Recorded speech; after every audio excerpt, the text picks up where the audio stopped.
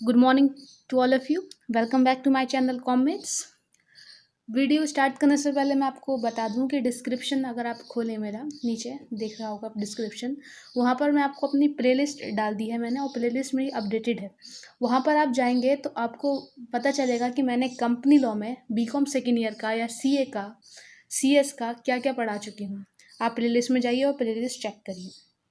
अगर आप class 11th के हैं तो क्लास 11th के भी नीचे मैंने प्लेलिस्ट अपडेट कर रखी है, आप वो भी देखो। क्लास 12th के बच्चे हो तो उसकी भी अपडेट कर रखी है। मतलब कॉमर्स वालों के लिए बहुत अच्छा चैनल है ये, ठीक है। तारीफ़ हकीकत है, ये तारीफ़ नहीं है, ये हकीकत है। वीडियो को आगे चलाने से पहले मैं आपको बता दूं कि आप लोग जो लाइक करते हो बहुत ही कंजूसी से लाइक करते हो। ऐसा लगता है कि लाइक करने पे आपके लाखों करोड़ों रुपए जा रहे हैं, सब्सक्राइब करने पे आपके लाखों करोड़ों रुपए जा रहे हैं। ये इसको सब्सक्राइब करने पर या लाइक करने पर कोई आपको पैसा नहीं देना पड़ता है, कोई प्रीमियम नहीं देना पड़ता है, तो मुफ्त है, ये फ्री में है। तो आप इसको सबसे पहले सब्सक्राइब प्लस लाइक करिए। फ्रेंड्स के साथ भी ज़रूर शेयर करिए, क्योंकि नॉलेज बढ़ने से ही बढ़ती है, अपने पास रहने से कभी भी नॉलेज नहीं बढ़ सकती, ठीक है। आज बहुत इंटरेस्टिंग, आपको थंबनेल में दिख ही गया होगा कि आज हम कौन सा टॉपिक कवर करने वाले हैं। हाँ भाई, दिख ही गया होगा आपको कौन सा टॉपिक कवर करने वाले हैं, कि डिबेंचर्स क्या होते हैं। शेयर्स पढ़ा चुकी हूँ मैं, शेयर्स पढ़ा चुकी हूँ, प्लेलिस्ट में जाके देखो। अब पढ़ाने वाली हूँ कि मैं डिबेंचर्स क्या होते हैं, शेयर्स में और डिबेंचर्स में क्या कोई डिफरेंस है। कक्षा 12वीं में तो हमने क्या करा, सिर्फ और सिर्फ अकाउंटिंग कर ली, लेकिन हमने थ्योरी पढ़ी ही नहीं, क्योंकि हमारे टीचर्स ने पढ़ाई नहीं। और अगर उन्होंने पढ़ाई भी तो हम क्लास में सो गए, एब्सेंट हो गए। थ्योरी है, मज़ा नहीं आता है पढ़ने में, है ना। तो आज हम डिस्कस करने वाले हैं what is debenture, kinds of debentures and difference between shares and debentures. Important topic है, इम्पॉर्टेंट टॉपिक। किस चीज़ का इम्पॉर्टेंट टॉपिक है कि ज़रूरी नहीं कि क्वेश्चन में आएगा, मतलब क्वेश्चन पेपर में आएगा। इम्पॉर्टेंट टॉपिक इसलिए है क्योंकि हम पढ़ते हैं काबिल बनने के लिए, मार्क्स अच्छे लाने के लिए नहीं पढ़ते। तो ये देखिए, कक्षा 12वीं की बुक है मेरे पास, अकाउंट्स की। मैंने इसी में से ही जब अपने 12th में पढ़ा था वही है, आप इसके इग्नोर करना, ये जो हाईलाइट्स हुए हैं, जो मैं पढ़ा रही हूँ उस पर फोकस करिएगा। Meaning of debentures: in addition to raising of capital by issue of shares, a company requiring funds on long-term basis may borrow money by issue of debentures. Issue of shares में क्या होता है, बहुत आराम आराम से earphones लगा के सुनो। इशू ऑफ शेयर्स में क्या होता है कि हम जब शेयर्स इशू करते हैं तो पब्लिक उसके रिटर्न में हमें क्या देती है, पैसे देती है। क्या देती है, पैसे। ये है कंपनी, कंपनी ने क्या इशू करे हैं, इशू ऑफ शेयर्स। किसको इशू करे हैं, आप लोगों को, जनता को, पब्लिक को करे हैं ये इशू। आप इनसे शेयर्स लेकर आप इनको क्या देते हो, विटामिन एम, मतलब पैसा देते हो, मनी देते हो। देते हो, नहीं देते। जब बात आती है शेयर्स की तो यहाँ पर एक वर्ड आ जाता है, ओनरशिप। क्या आ जाता है, ओनरशिप, मालिकाना हक। जब हमारी कंपनी शेयर्स इशू करती है और हम उसके बदले पैसे देते हैं शेयर्स लेकर, तो हम उस कंपनी के ओनर बन जाते हैं, शेयर होल्डर बन जाते हैं। हम क्रेडिटर नहीं बनते हैं। क्या नहीं बनते हैं, क्रेडिटर नहीं बनते हैं। मतलब हमने अपना पैसा इन्वेस्ट कर दिया है कंपनी में, ये मतलब हुआ, ठीक है, ओके। डिबेंचर के केस में क्या होता है, देखो पैसा तो यहाँ से भी रेस हुआ शेयर्स में, सही बात, शेयर्स की चल रही थी। डिबेंचर्स में क्या होता है वो भी देख लो। ये कंपनी है, ये आप लोग हैं, आम जनता, पब्लिक, है ना। ये क्या इशू कर रहे हैं, ये इशू कर रहे हैं डिबेंचर्स। डिबेंचर्स मतलब आपको एक सर्टिफिकेट देंगे, क्या देंगे, सर्टिफिकेट देंगे, और उसके बदले आपसे विटामिन एम मतलब मनी ले लेंगे, पैसा ले लेंगे। पैसा क्यों लिया इन्होंने, क्यों लिया, मुद्दा सवाल उठता है। जब, अब समझो, जब डिबेंचर्स की बारी आती है तो आप लोग कंपनी के क्रेडिटर्स बन जाते हैं। क्या बन जाते हैं, क्रेडिटर्स। मतलब कंपनी आपको पैसा देगी, आपने किसी से जब पैसा लिया, ठीक है, आप कौन हो, सपोज कंपनी हो, ठीक है, आपने किसी से पैसा लिया, तो इसका मतलब क्या हुआ, ये सामने वाले आपका कौन बना, क्रेडिटर। फ्यूचर में आपको उनको ये पैसा देना पड़ेगा। मतलब शेयर्स के साथ क्या वर्ड आया, ओनरशिप, और डिबेंचर्स के साथ क्या वर्ड आया, अरे बाबा क्रेडिटर्स आया। समझ में आई? शेयर्स में और डिबेंचर्स में डिफरेंस समझ में आने लगा? हाँ यार समझ में आने लगा, हमने तो कभी ऐसा सोचा ही नहीं। ठीक है, देखो जब कंपनी को लॉन्ग टर्म बेसिस पे, क्या लिखा हुआ, लॉन्ग टर्म बेसिस पर फंड्स की ज़रूरत होती है, तो वो फंड्स कैसे बोरो, मतलब मनी की ज़रूरत होती है तो मनी कैसे बोरो करता है, डिबेंचर्स इशू कर करता है। हाँ भाई ठीक है। A debenture issued by a company is usually in the form of a certificate. Certificate मतलब जब आप पैसे देते, मतलब जो पब्लिक है जब कंपनी को पैसे दे रही है ना, पब्लिक जब कंपनी को पैसे दे रही है तो ये जो डिबेंचर होते हैं किस फॉर्म में देती है, सर्टिफिकेट के फॉर्म में देती है। किसके फॉर्म में देती है, सर्टिफिकेट के फॉर्म में देती है। समझ में आ रही है बात? हाँ भाई समझ में आ रही है, समझ में आ रही है बात हमारे। ठीक है जी, ठीक है, समझ में तो आ रही है। आगे बढ़ते हैं। Given under the seal of the company, company के साइन नहीं होते हैं, कंपनी क्या लगाता है, अपना ठप्पा लगाता है, सील लगाता है। सर्टिफिकेट जिस भी, मतलब आपने जिस भी कंपनी के शेयर डिबेंचर खरीदे होंगे, डिबेंचर मतलब आपको सर्टिफिकेट मिला होगा और उस सर्टिफिकेट पे किसकी सील लगी होगी, कंपनी की सील लगी होगी। समझ में आ रही है ना बात? किसकी सील लगी होगी, कंपनी की सील लगी होगी। ओके, समझ में आ रही है बात? ठीक, आगे बढ़ते हैं, आगे बढ़ें, आगे देखते हैं क्या होता है आगे।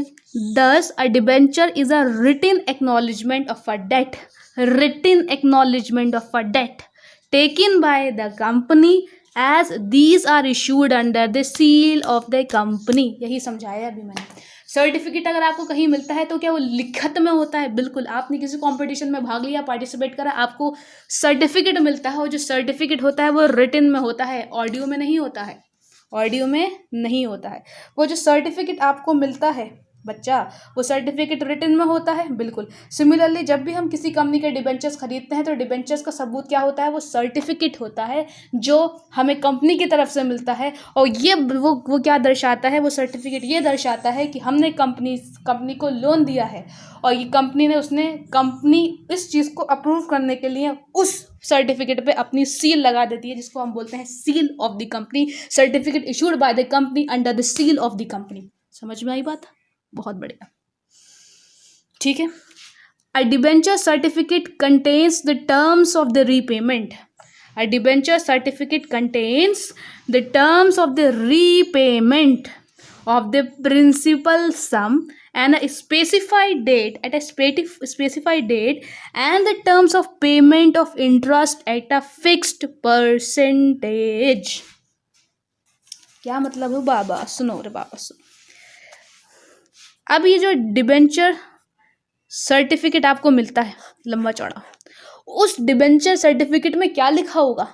वो लिखा होगा, जब हम कक्षा 11वीं या 12वीं में स्कूल लाइफ में कुछ पार्टिसिपेट करते थे, सर्टिफिकेट में लिखा होता है दिस इज सर्टिफाइड। ये अरे नहीं, काम की बातें लिखी होंगी रे बाबा। वो काम की बातें क्या लिखी हुई होंगी? लिखी होंगी कि भाई आपका रीपेमेंट, अमाउंट ऑफ रीपेमेंट लिखा होगा, मतलब प्रिंसिपल सम, आपको कितना पैसा हमें वापस करना है। लाइक मैंने 10,000 डिबेंचर्स, 10,000 रुपये के डिबेंचर्स लिए, तो भाई तो मेरा प्रिंसिपल सम क्या हो गया? 10,000 रुपये। ये वहाँ पे लिखा होगा, ठीक है। अब मुझे कौन सी डेट पर क्या करना है, उसे पे करना है, रीपे करना है, मतलब स्पेसिफाइड डेट। जब हमें डिबेंचर खरीदते हैं, जब सर्टिफिकेट मिलता है, उसमें पता चल जाता है कि कब हमें पैसा मिलेगा, ठीक है, पता चल जाता है। जब हम किसी से लोन लेके जाते हैं, प्रैक्टिकल एग्जाम्पल लो, जब हम किसी से लोन लेने जाते हैं तो आप उनसे क्या कराते हो कि भैया हम उस महीने के उस तारीख तक पैसे दे देंगे, आप स्पेसिफाइड डेट बताकर आते हो। सिमिलरली कंपनी खुद नहीं बोल सकती, क्योंकि वो एक आर्टिफिशियल पर्सन है, तो वो क्या करती है, वो अपने सर्टिफिकेट में के कॉन्टेंट्स में बता देती है कि इस डेट पर, मतलब स्पेसिफाइड डेट उसने क्या कर दी, बता दी कि इस डेट पर हम आपको क्या करेंगे, आपका पेमेंट, रीपेमेंट करेंगे। कितने का भाई? प्रिंसिपल अमाउंट आपका जितना, वो प्लस भैया पैसा लिया तो मुफ्त में कोई दिया, इंटरेस्ट भी बताएंगे भाई। इंटरेस्ट का रेट बता देंगे कि भैया कौन से रेट पे देंगे, 12%, 30%, जितने भी परसेंट, वो रेट क्या होगा, फिक्स्ड होगा। क्या होगा, फिक्स्ड होगा। रेट क्या होगा रे बाबा, फिक्स्ड रेट होगा वो।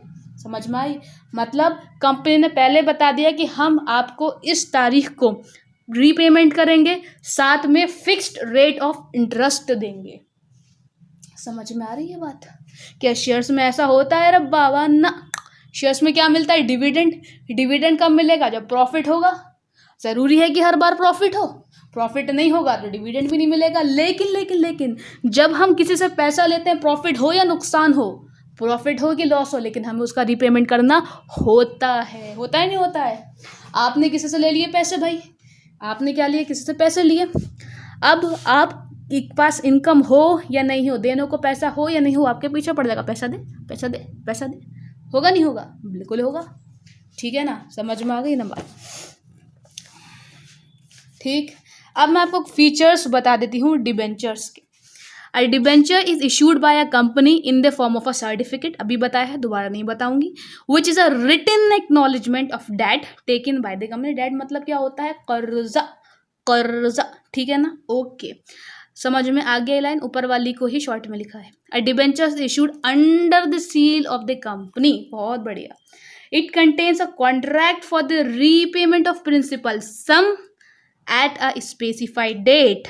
हो स्पेसिफाइड डेट के साथ और क्या होता है कि भैया फिक्स रेट भी लिखा होता है ना, अभी तो पढ़ा ना ऊपर वाली लाइन में। Okay, as per companies act 2013, no company is allowed to issue debentures having a maturity date of more than 10 years from the date of issue. देखो जी, आज डेट बताओ क्या है, डेट है 26 मई 2022, है ना, 26 मई 2022। ओके, ठीक है भाई, 26 मई है ना। हाँ, मैंने कहा कि मैं जो हूँ, मैंने इशू क्या कर दिए, डिबेंचर्स इशू करिए, और रिटर्न में मैंने क्या लिया, विटामिन एम लिया। ठीक है, विटामिन एम लिया। किसको इशू करें, पब्लिक को। अब ये जो मैंने डिबेंचर्स इशू कर रहे हैं, वो मैं मोर देन 10 years नहीं लेके जा सकती। मतलब 10 सालों से ऊपर मैं डिबेंचर्स इशू ही नहीं कर सकती।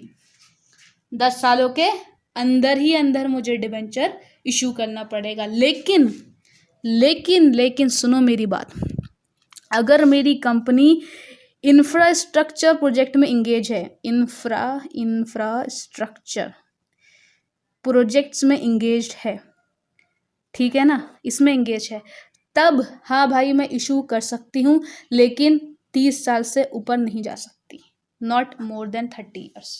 ठीक है ना, मतलब 10 साल से ऊपर हो सकता है, लेकिन 30 से ऊपर नहीं हो सकता। तो मैंने आपको क्या बताया, मैं एक बार क्रक्स बता दूं इस वाले 4th पॉइंट का, कि मेरी कंपनी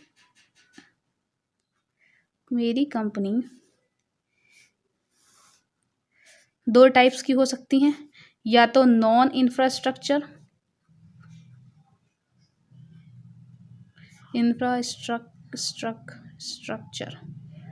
कंपनी, या फिर इंफ्रास्ट्रक्चर कंपनी, है ना। अगर इंफ्रास्ट्रक्चर कंपनी है तो 10 साल से ज़्यादा हो जाए चलेगा, हो जाए, लेकिन 30 साल से ज़्यादा नहीं होना चाहिए, 30 साल तक होना चाहिए।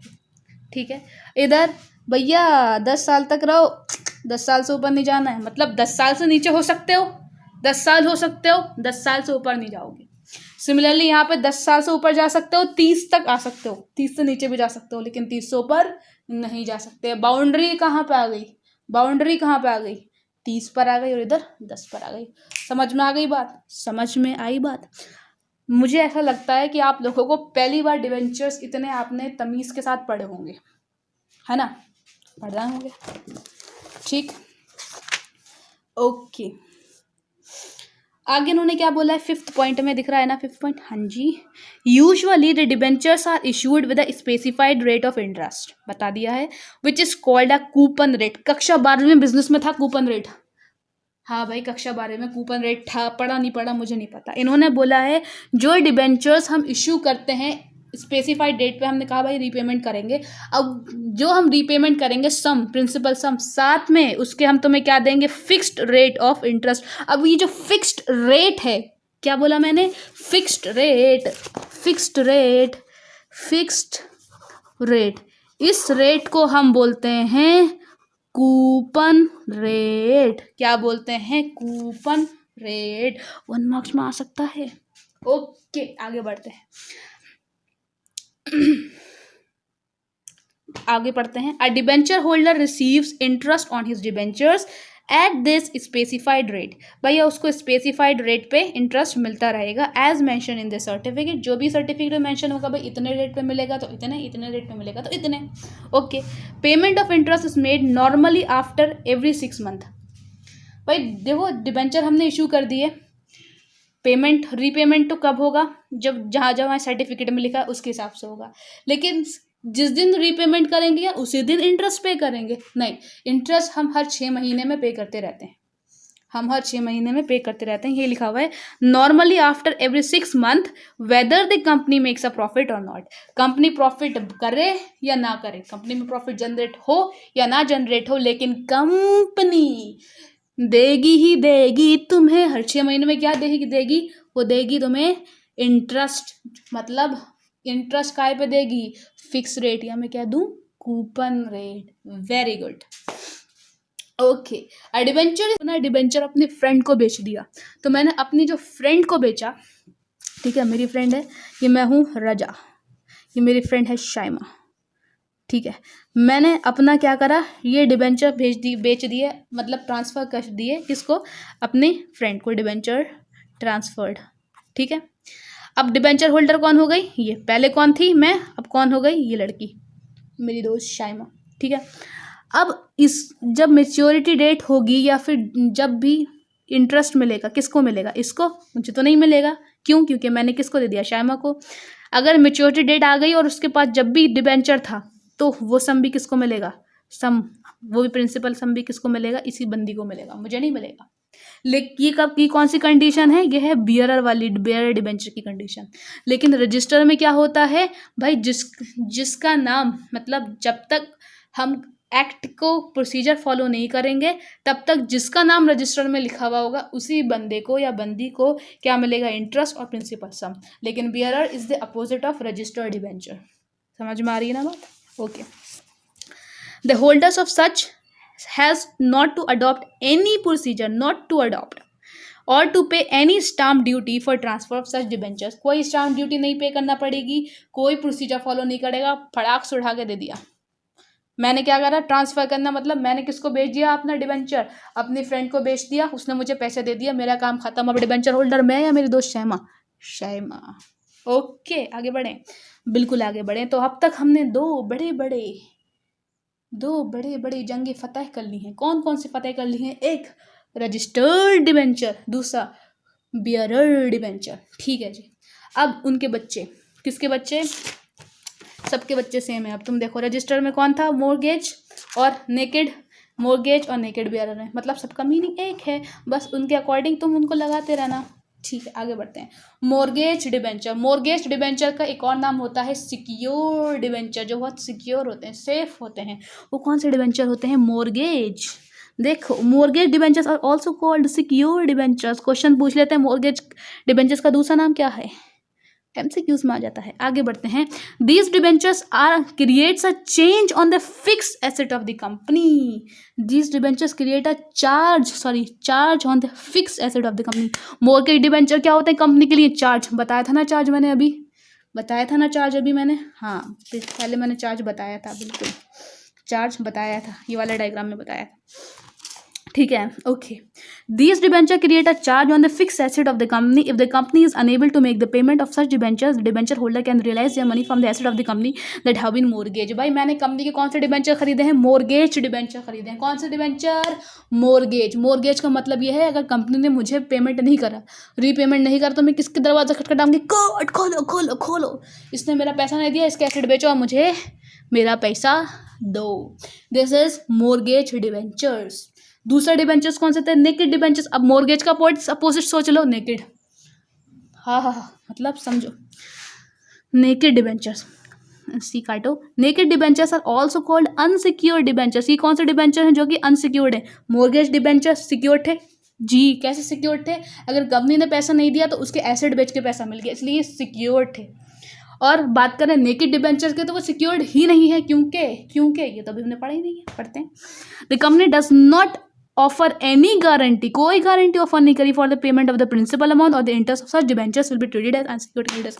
मतलब जरूरी नहीं है कि हम तुम्हें पैसा भी दें और तुम्हें इंटरेस्ट भी दें। कौन बोल रहा है? ये कंपनी, जब तुम उनसे नेकेड डिबेंचर्स ले रहे हो। समझ में आ रही है? जब तुम कंपनी से उनके नेकेड डिबेंचर ले रहे हो तो कंपनी तुम्हें एक गारंटी नहीं दे रही है कि मैं तुम्हें रीपेमेंट भी करूंगी प्रिंसिपल सम का और साथ में इंटरेस्ट का भी पेमेंट करूंगी, इसकी गारंटी नहीं है। तो तुम कोर्ट का दरवाजा खटखटा नहीं सकते। लेकिन किस केस में तुम कोर्ट का दरवाजा खटखटा सकते हो? मोर्गेज डिबेंचर्स में, क्योंकि ये सिक्योर डिबेंचर्स होते हैं। यहाँ पे कंपनी गारंटी देती है कि भाई हम तुम्हें प्रिंसिपल अमाउंट भी देंगे और साथ ही साथ तुम्हें इंटरेस्ट भी देंगे हर 6 महीने के बाद। आगे समझ में बात? अल्लाह मेरे। आगे बढ़ते हैं। रिडीमेबल, रिडीमेबल का मतलब क्या होता है? रिडीमेबल का मतलब क्या होता है?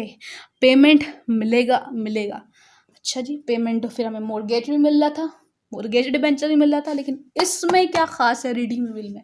पढ़ लेते हैं। Redeemable debentures are the debentures which are issued by the company for a certain period and after certain period, कुछ समय के लिए ही तुम कंपनी कौन से इशू करती है? Redeemable debenture. ये मैंने शेयर्स में भी रिडीमेबल का कुछ ऐसे ही बताया था। And after the expiry of this period company makes the payment of these debentures. मैंने हूँ कंपनी हयात लिमिटेड कंपनी, मैंने इशू करे हैं कौन से डिबेंचर? मैंने इशू करे हैं रिडीमेबल डिबेंचर। मैंने कहा है 6 महीने तक के लिए तुमसे ये डिबेंचर्स इशू, 6 महीने तक के लिए तुम्हें डिबेंचर मैंने इशू करे हैं। और इस 6 महीने एक एग्जाम्पल है, दिल मत लेना, इस 6 महीने में के ख़त्म होने के बाद मैं तुमको क्या कर दूंगी? पेमेंट कर दूंगी, मतलब रीपे कर दूंगी तुम्हारा अमाउंट। मैंने तुम्हें एक सर्टेन पीरियड दिया और उस पीरियड ख़त्म होने के बाद after the expiry of such period मैं तुमको पेमेंट करूंगी। ये कौन बोला है? Redeemable debentures. तो रिडीमेबल डिबेंचर्स इसका कौन सा होंगे? अपोजिट होंगे। Redeemable debentures are the debenture which are not redeemed by the company during its life. भाई कंपनी चलती जा रही, कंपनी जब तक जिंदा है तब तक तुम्हारे डिबेंचर्स जो कंपनी ने इशू करे हैं उसका पैसा तुम्हें नहीं मिलेगा। तो कब मिलेगा? जब कंपनी वाइंडिंग अप, कंपनी बंद हो रही होगी, तब तुम्हें क्या मिलेगा? उसका पैसा मिलेगा। देखो ये बोला है, redeemable debentures are the debentures which are not redeemed by the company during its life. Such debentures can be redeemed by the company only on the winding of the company. जब कंपनी में ताले लगेंगे सिर्फ तुम्हें जब ही पैसा मिलेगा। सुन लो, सब कान खोल के सुन लो। आगे बढ़ते हैं। But the interest on such debentures is paid regularly. लेकिन इंटरेस्ट जो है इन डिबेंचर्स पे तुम्हें रेगुलरली मिलता रहेगा। इंटरेस्ट पे जियो तुम। हाँ, समझ में आ गई बात? तो मैंने सारे पॉइंट्स कवर करवा दी हैं। तो अब हम बढ़ते हैं डिफरेंस बिटवीन या distinguish between shares and debentures. सबसे पहली बात, शेयर्स पे मालिकाना हक होता है, डिबेंचर्स पे मालिकाना हक नहीं होता है। Ownership, a share represent a part of capital. Share क्या बताता है? मैं कैपिटल का हिस्सा हूँ, जो कंपनी का जो पैसा लगा हुआ है ना, मैं हिस्सा हूँ उसका, उसी हिस्से को तो शेयर बोलते हैं। Hence a share holder is the owner. Okay, a debentures represent a part of debt। भैया कंपनी ने जो पैसा लिया है मैं उसका पार्ट हूँ। मैं किसका पार्ट हूँ? डेट ऑफ द कंपनी का। therefore a debenture holder is a creditor। समझा दिया था पहले ही पॉइंट में जब स्टार्ट करा था डिबेंचर्स, तो बताया था कि शेयर्स के साथ कौन सा नाम जुड़ता है? ओनरशिप, और डिबेंचर के साथ क्रेडिटर। आगे बढ़ते हैं। Return, a share holder gets dividend on investment. As a matter of fact he she can not get dividend if the company suffer losses. Company को हो गया है नुकसान, क्या शेयर्स पे डिविडेंड मिलेगा? ना मुन्ना ना। पढ़ाया था शेयर्स में कि अगर लॉस हो रहा होगा तो शेयर्स पे डिविडेंड नहीं मिलता है। अब ये मत पूछने रखना कि कौन से शेयर्स पे इक्विटी पे, सब समझा दिया है। अभी सिर्फ इतना समझो कि शेयर्स पे डिविडेंड नहीं मिलता है, कंपनी को सफर करता है लॉस। आगे बढ़ते हैं। A debenture holder gets interest on his investment at the stated rate whether or not there are profits to the company. या कंपनी ने तुम्हें इशू कर दिया है डिबेंचर और सर्टिफिकेट पे कंटेंट में लिख दिया है कि भैया तुम्हें इतना पैसा मिलेगा, तो उस पैसे के हिसाब से तुम्हें पैसा मिलेगा ही मिलेगा, चाहे कंपनी को लॉस क्यों ना हो जाए। मतलब शेयर्स में डिविडेंड मिले या ना मिले गारंटी नहीं है, लेकिन डिबेंचर पे पैसा मिले या नहीं मिले गारंटी है। ठीक है, आगे बढ़ते हैं। Repayment normally the amount of share is not return during the life time of the company. भाई शेयर का मतलब क्या है, आपने कंपनी में पैसा लगाया, कंपनी में पैसा क्यों लगाया, कंपनी का पैसा लेने के लिए या डिविडेंड लेने के लिए? हाँ, समझ में आया। मतलब शेयर का पैसा नहीं मिलता है जब तक कंपनी जिंदा है, ठीक है। Debentures are issued for the definite period, hence the amount of debentures is return after that period. Debenture क्या है, एक लोन है, लोन हम एक पीरियड, एक सर्टेन पीरियड के लिए देते हैं, वो सब पीरियड की एक्सपायरी के बाद हमें वो पैसा मिल जाता है, सिंपल। इशू ऑन डिस्काउंट, भाई देखो क्या कह रहे हैं, there are legal restriction to be fulfil to issue shares at a discount. Shares discount पे इशू हो सकते हैं, there are no restriction on issue of debentures at a discount. भाई डिबेंचर्स हमारे डिस्काउंट पे इशू नहीं हो सकते, ये आपने कक्षा 12वीं में पढ़ा था, इस पे अकाउंटिंग करी थी। आगे बढ़ते हैं। Mortgage, there can be no mortgage. भाई शेयर्स आपके हाथ में, आप ओनर हो, आप अपने क्या शेयर्स किसी को बेच सकते हो? नहीं। मतलब मोर्गेज पे दे सकते हो? नहीं। There can be no mortgage shares, there can be mortgage debentures mortgage पे होते हैं। मतलब यहाँ मोर्गेज का मतलब किसी को शेयर्स देना नहीं है, मतलब मोर्गेज का मतलब यहाँ बताया था, वो जो चार्ज बताया था ना वाला कंडीशन, कि आप क्या कोर्ट के दरवाजे खटखटा सकते हो, तो शेयर्स के केस में नहीं खटखटा सकते, लेकिन डिबेंचर्स के केस में खटखटा सकते हो, उनकी एसेट बेच के पैसा रियलाइज कर सकते हो, लेकिन शेयर्स के केस में ये वाला पॉइंट नहीं चलेगा। आगे कन्वर्टिबिलिटी, शेयर्स कभी भी कन्वर्ट नहीं हो सकते लोन में, मतलब डिबेंचर्स में, लेकिन डिबेंचर्स कन्वर्ट हो सकते हैं शेयर्स में।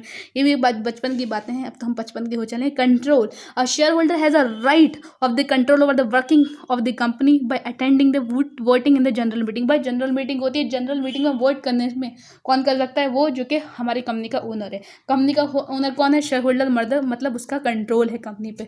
बात करें डिबेंचर, भाई तुम क्रेडिटर हो, तुम्हारे पास क्या का हक, भागो यहाँ से।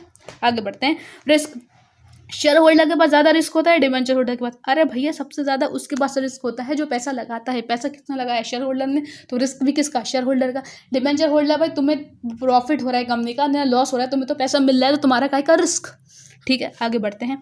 Priority as to repayment of the principal during the winding up. भाई सबसे पहले पेमेंट किसको करोगे? सबसे पहले पेमेंट होता है डिविडेंड, मतलब उनको किसको होता है पेमेंट? किसको? डिबेंचर्स को होता है, ठीक है ना, डिबेंचर्स को होता है। उसके बाद पेमेंट किसका होता है? शेयर्स वालों का होता है। देखो, payment of share capital is made after the repayment of the debentures, payment of debentures is made before the payment of the share capital. थक गई। वीडियो अच्छी लगी हो तो like share and subscribe. Next video तक के लिए अल्लाह हाफिज़, जय हिंद, जय भारत।